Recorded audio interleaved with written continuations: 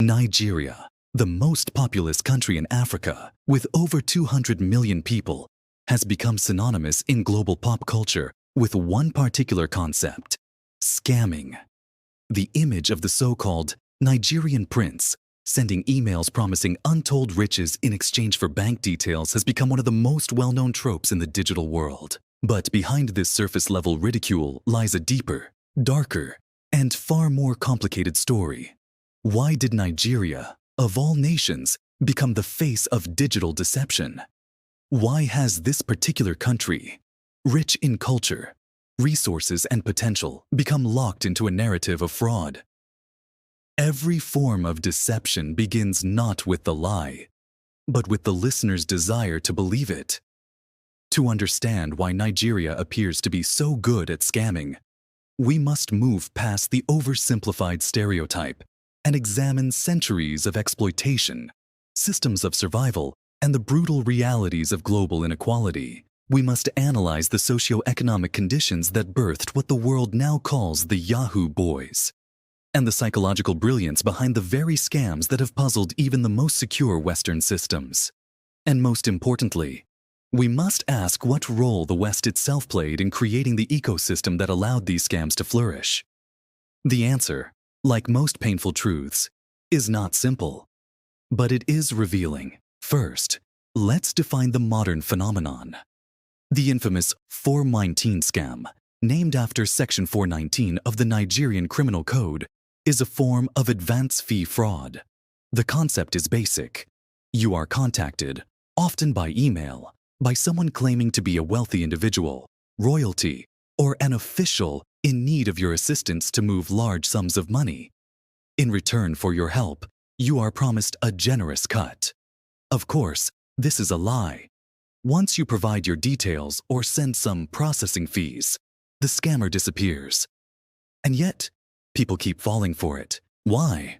Because at its core, the 419 scam isn't just about deceit. It's about hope, greed, and psychological manipulation. It thrives because it weaponizes human emotion. Now let's turn our gaze back to Nigeria itself. Nigeria didn't invent scams, and certainly not fraud. The colonial powers that carved Africa into pieces did so with pens dipped in deceit. From 1884 to 1900, Britain consolidated its hold on what would become Nigeria, and through exploitative agreements, forced labor, and the extraction of natural resources, Britain built an empire off Africa's back. The foundation of Western wealth was laid through fraud, blood, and empire. Nigeria was taught the art of deception by masters. British colonial officers routinely manipulated traditional leaders into signing away lands, minerals, and sovereignty under false pretenses. The seed of betrayal was planted not by Nigerian hands, but by British ones. And from that soil grew a deep cultural understanding. Survival, under foreign rule, required cunning. When independence came in 1960, Nigeria found itself liberated in name, but not in economy. The newly formed nation was fractured by tribal tensions, decades of underdevelopment, and the loss of indigenous political structures. As oil was discovered and quickly became the dominant export, a new form of colonialism emerged, one controlled by multinational corporations, puppet politicians, and Western banks. Corruption metastasized not as a cultural defect, but as a survival strategy in a system that rewarded exploitation and punished transparency. While elites enriched themselves through contracts and oil deals, the youth were left with staggering unemployment, lack of infrastructure, and crumbling educational systems. It is from this crucible that the modern scammer emerged. The Yahoo Boys, named after their early use of Yahoo email accounts to contact victims, are not mere criminals. Many are disenfranchised youths from impoverished backgrounds who found, in the digital space, a way to invert the power dynamic. For them, scamming is not just about money. It is rebellion. It is psychological warfare against the West, a form of revenge against systems that excluded them. In the mind of many of these youth, they are simply reclaiming wealth stolen by centuries of colonization. It is twisted morality, but not without context, And they are good at it. Brilliant even.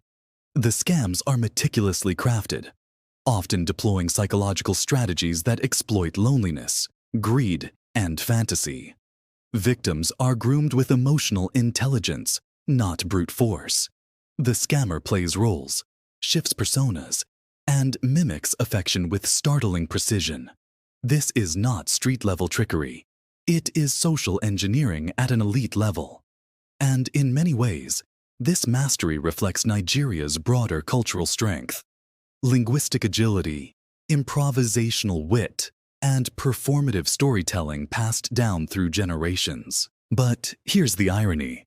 While Nigeria is blamed, most scams are international networks. Nigerian fraud often relies on collaborators from across the globe. In fact, many of the servers, tools, and laundering systems used in fraud rings are based in Europe, Asia, and America. So why is Nigeria the scapegoat? Because it is poor. Because it is black. Because it is easier to laugh at a Nigerian prince than to look into the white-collar boardrooms of London, New York, and Frankfurt, where financial crimes dwarf anything a Yahoo boy could dream of. The world needs a villain, and Nigeria is conveniently placed. Furthermore, global internet fraud is not unique to Nigeria. Russia has its own networks.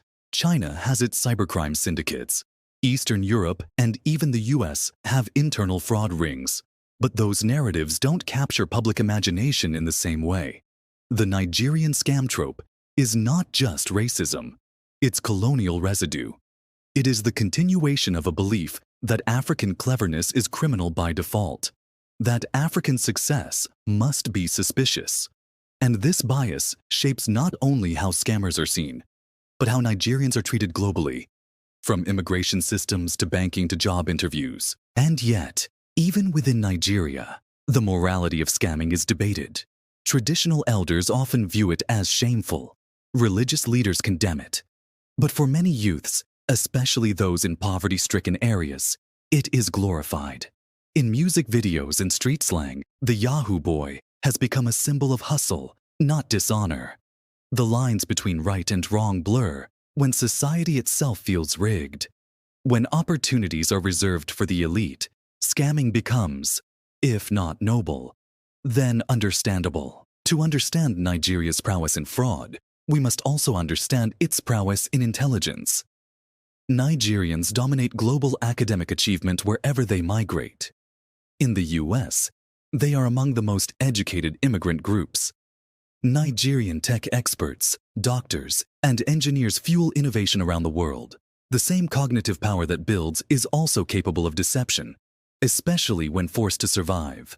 Scamming in this context is not a reflection of Nigeria's failure, but of global injustice. The same sharpness of mind that allows Nigerian students to top international academic rankings, compete in global science competitions, and excel in medical and engineering fields is the same raw cognitive energy that, when uncultivated or economically suffocated, is redirected toward manipulation and digital deception. In a world where credentials are inaccessible to many due to poverty and systemic neglect, scamming becomes an alternative career path for those with the intellectual capacity to dominate digital systems, but none of the formal opportunities to do so legitimately. They don't scam because they lack talent. They scam because that talent has no legal outlet. The fraud is the symptom. The system is the disease. We must also confront the psychological aspect of scamming that rarely gets discussed. Many 419 scams work not because the scammer is a genius, but because the victim is psychologically vulnerable. Loneliness, greed, fantasy, desperation. All of these are buttons that skilled social engineers can press. The emails are often riddled with spelling errors, not by mistake, but by design. It weeds out the skeptical and draws in the gullible. It's a brutal form of selection. Nigerian scammers understand that the best target is not the cautious intellect, but the emotionally hungry. And unfortunately, millions around the world are starving for connection, get-rich-quick dreams, or a magical solution to their problems. These scams succeed because they tell people what they want to hear.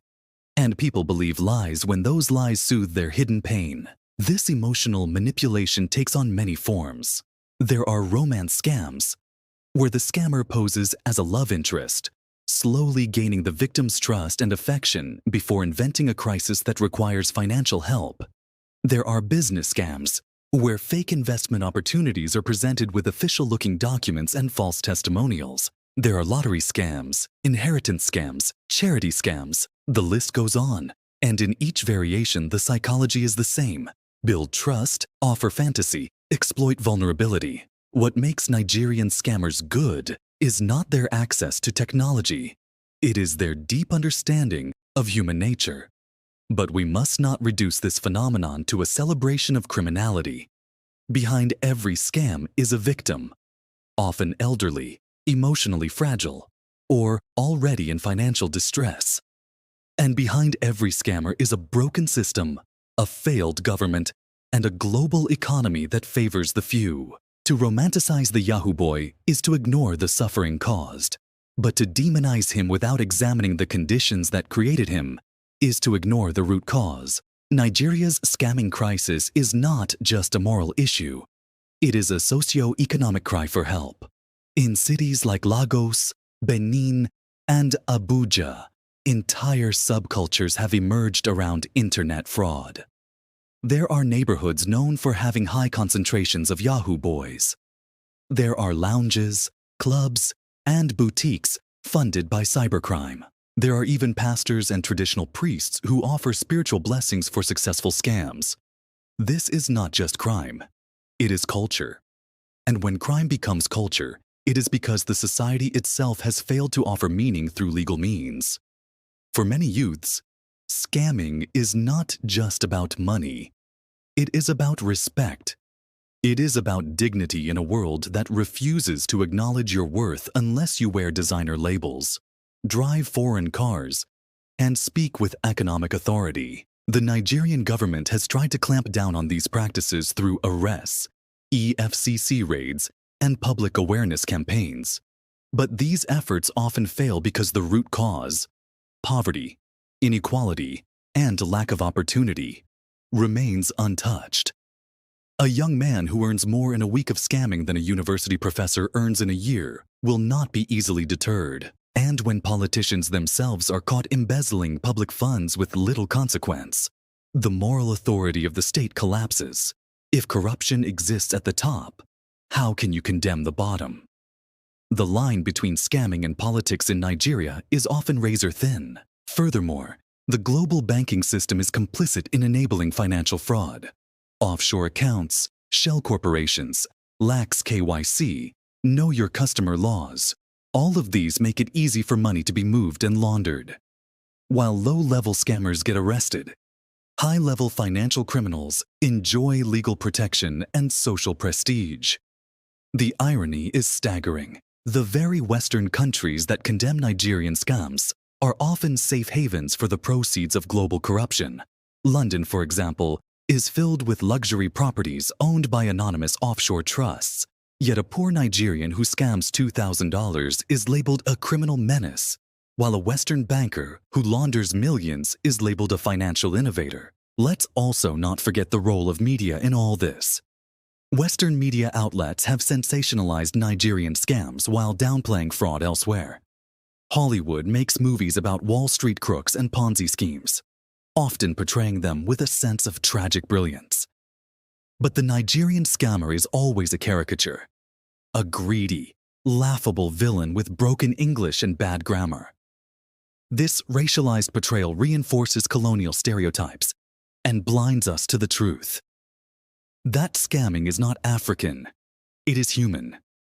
It is the dark mirror of a world obsessed with money, status, and shortcuts. Interestingly, Nigerian music has played a major role in shaping the perception of Yahoo boys.